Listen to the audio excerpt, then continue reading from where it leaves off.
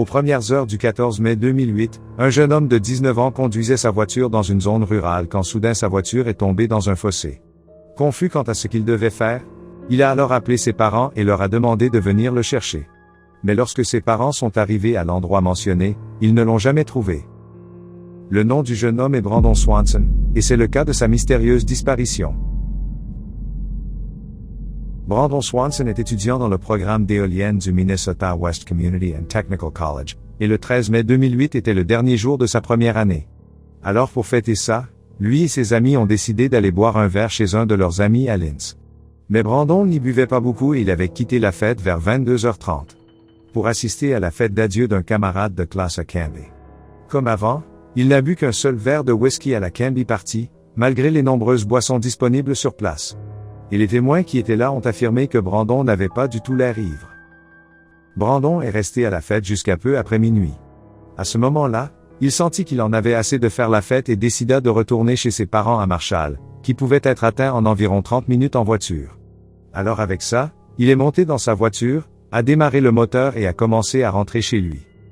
Mais au bout de 30 minutes, Brandon n'était toujours pas rentré car, à minuit 50 ou 13h15, sa voiture était tombée dans un fossé. Au début, il a essayé d'appeler ses amis qui étaient à la fête pour qu'ils viennent l'aider à sortir la voiture du fossé, mais étrangement, aucun de ses amis n'a répondu au téléphone. Alors, n'ayant pas d'autre choix, il a décidé d'appeler ses parents, Brian et Annette Swanson, et de leur expliquer sa situation difficile avant de leur demander de venir le chercher. Brandon lui-même semblait assez sûr de l'endroit où il se trouvait exactement. Il a expliqué qu'il se trouvait sur une route rurale entre Linz et Marshall, à environ 10 000 de leur maison. Brian et Annette ont dû être inquiets lorsqu'ils ont appris que leur fils avait eu un accident au milieu de nulle part, d'autant plus qu'il était seul à ce moment-là. Mais Brandon leur a assuré qu'il allait bien. Il était complètement indemne de l'accident et les attendrait dans sa voiture. Ainsi, sans plus tarder, Brian et Annette se sont rendus à l'endroit décrit par Brandon, et il ne leur a pas fallu longtemps pour s'y rendre car Brian savait exactement où il se trouvait. Mais le plus étrange, c'est qu'ils n'y ont pas trouvé Brandon. Peu importe qu'ils ne puissent même pas voir sa voiture. Confuse, Annette a alors appelé le téléphone portable de Brandon et lui a demandé de faire clignoter les phares de sa voiture. Pendant que Brandon y était, Brian faisait la même chose avec son camion. De cette façon, ils peuvent connaître la position de l'autre. Mais le résultat était le même, ils ne pouvaient toujours pas se voir.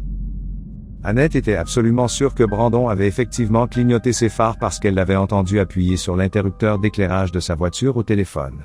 Mais quand même, quand elle et Brian se sont retournés et ont regardé autour d'eux, ils n'ont rien vu. À ce moment, tout le monde est devenu frustré parce qu'ils ne pouvaient pas se trouver. L'atmosphère entre eux est devenue tendue et une dispute s'est ensuivie jusqu'à ce que Brandon lui raccroche au nez à un moment donné.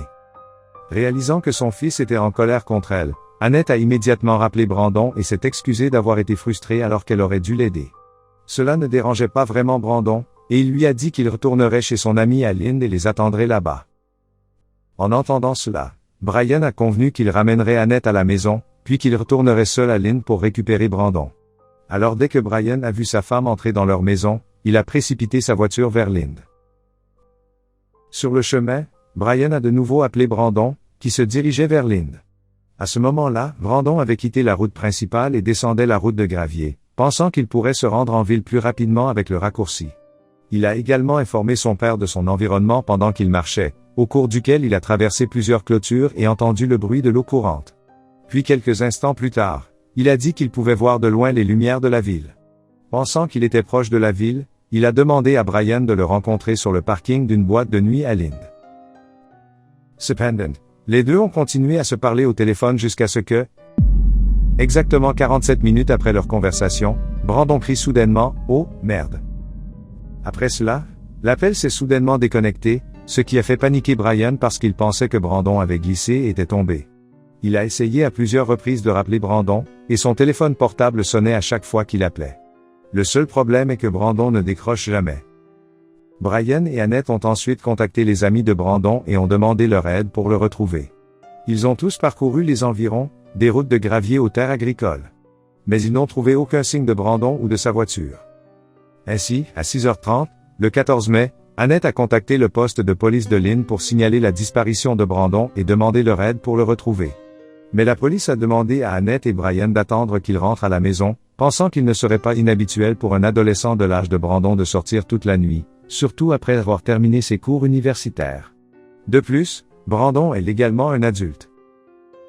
Mais finalement, la police a commencé la recherche après avoir réalisé à quel point la situation dans laquelle il se trouvait était grave, en particulier après avoir découvert à partir des enregistrements téléphoniques que Brandon se trouvait près de Porté, dans le Minnesota, lorsqu'il a appelé ses parents, et non Lynn comme il le prétendait. Puis vers 12h30. Le même jour, la police a retrouvé la voiture de Brandon dans une zone rurale entre les petites villes de Porté et Taunton. Juste à la frontière entre les comtés de Lincoln, Yellow Medicine et Lyon. À environ 25 000 de Lynn. Sa voiture était dans un fossé quand elle a été retrouvée, comme Brandon l'avait décrit. Et selon le shérif du comté de Lincoln. C'était du côté d'une approche sur le terrain, et le véhicule a été suspendu. C'est une sorte de forte pente, rien de majeur mais suffisamment pour que la voiture soit suspendue, donc les roues sont trop hautes du sol pour obtenir une traction. Et à part cela, il n'y a eu aucun dommage significatif à la voiture, et il n'y avait aucun signe que Brandon ait été blessé dans l'accident. Mais malheureusement, la police n'a trouvé aucune trace de pas autour de la scène. Mais quoi qu'il en soit, pourquoi Brandon était-il à la périphérie de Porté et Taunton au lieu de Marshall, sa destination? Vous voyez, l'endroit où la voiture de Brandon a été retrouvée était à environ 20 000 au nord-ouest de Marshall, tandis que Marshall lui-même était à environ 10 000 au nord de Lynn.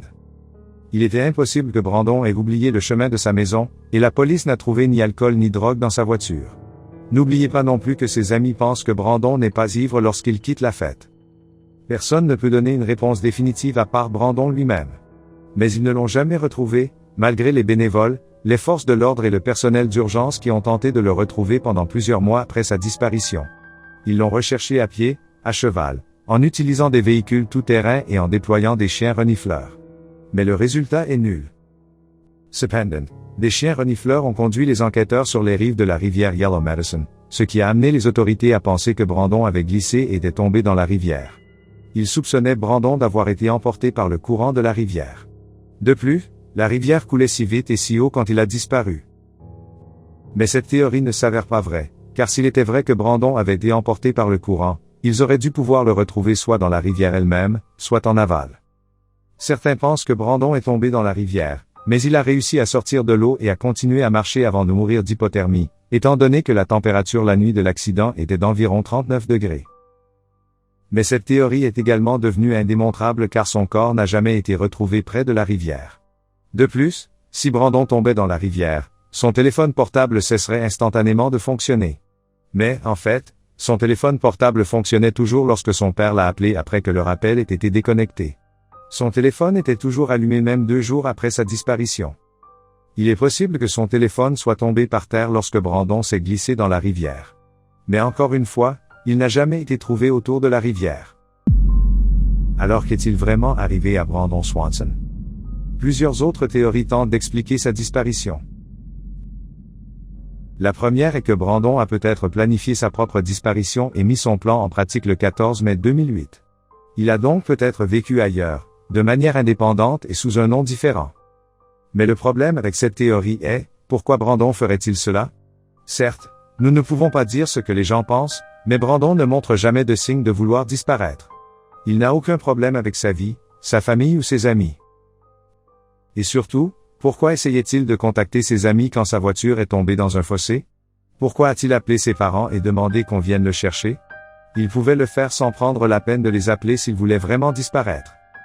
La deuxième théorie est que Brandon a fait une dépression nerveuse.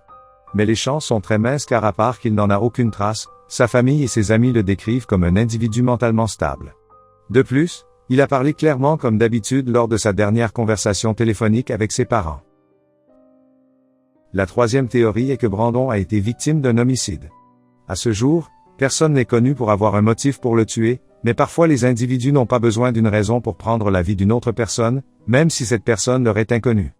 Ainsi, après l'avoir tué, le tueur pourrait simplement prendre le corps, puis l'enterrer ou le jeter dans un endroit difficile à trouver. Mais encore, ce ne sont que des spéculations car, après tout, il n'y a jamais eu de preuve de jeu déloyal. N'oubliez pas non plus que les chiens de recherche ne trouvent jamais le corps. La police elle-même pense que Swanson est situé dans la zone de 122 000 carrés de Lincoln, Yellow Medicine et Lyon. C'est une zone immense, a déclaré le shérif du comté de Yellow Medicine, Bill Flitted, à The Marshall Independent à l'occasion du 10e anniversaire de la disparition de Brandon.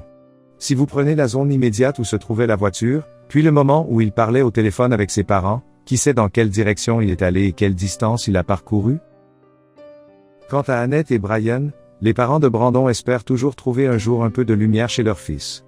Ils ont également utilisé leur expérience pour pousser à la promulgation d'une loi appelée Loi de Brandon, qui est entrée en vigueur au Minnesota le 1er juillet 2009.